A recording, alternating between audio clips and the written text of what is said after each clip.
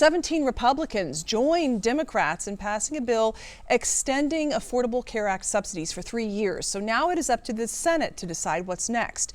Those tax credits expired at the end of 2025. 225,000 Coloradans were expecting to see significant increases in their premiums starting in the new year. 75,000 Coloradans are at risk of losing health care altogether in our state. So tonight we are hearing directly from community members affected by this. One Denver 7 viewer reached out to us after he saw his health care costs increase significantly. Denver 7's Lauren Lennon sat down with him as he shared the difficult decisions he's been forced to make.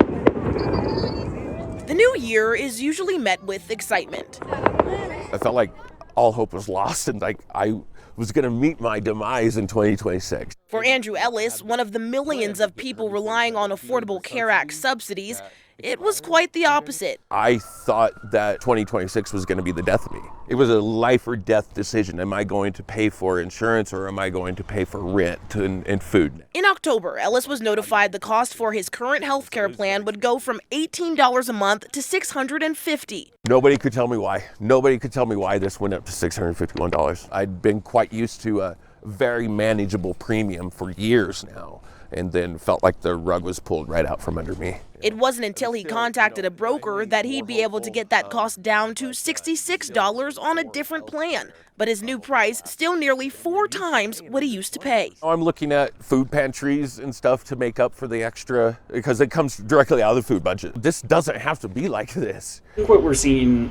across the board nationally is more people are choosing health plans that don't provide as much coverage or protection for them. I sat down with Adam Fox, who serves as the deputy director with the Colorado Consumer Health Initiative.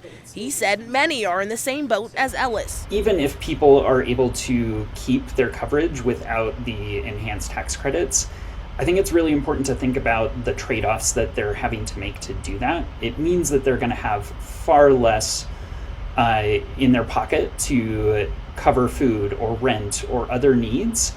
And that is going to really put a strain on their financial stability and our economy more broadly. A strain many are still working to figure out how to live with. In Denver, Lauren Lennon, Denver 7. It says Another reason he reached out to us is because of what he called a lack of information from Connect for Health Colorado. But Connect for Health Colorado sent us a statement saying they have been communicating since early 2025 with customers, stakeholders, and the media about the anticipated changes tied to the expiration of the enhanced premium tax credits. Customers received renewal letters at the end of October with the projected premiums for 2026 based on their current plan. That full statement can be found online at denver7.com.